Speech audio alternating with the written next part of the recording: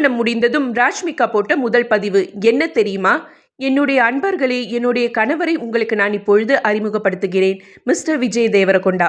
அவர்தான் எனக்கு உண்மையான அன்புனா எப்படி இருக்கும்னு காட்டினவர். அவர்தான் அமைதினா எப்படி இருக்கும்னு எனக்கு காட்டினாரு. பெரிய கனவுகள் காண்றதுல எந்த தவறும் கிடையாதுன்னு என்கிட்ட டெய்லி சொல்வாரு. நான் நினைக்கிறத விட உயரங்களை அடைய முடியும்னு எனக்கு அடிக்கடி சொல்வாரு. நான் டான்ஸ் ஆடினா தடுக்க மாட்டாரு. நண்பர்களோட ட்ரிப் போறது சிறந்த விஷயம்னு எனக்கு சொன்னவரே அவர்தான். நம்புங்க, நான் அவரை பத்தி ஒரு புக்கே எழுத முடியும். நான் எப்படிப்பட்ட பெண்ணாக இருக்கணும்னு ஒரு கனவு கண்டேனோ அப்படிப்பட்ட பெண்ணாக நீ என்னை மாத்திட்ட.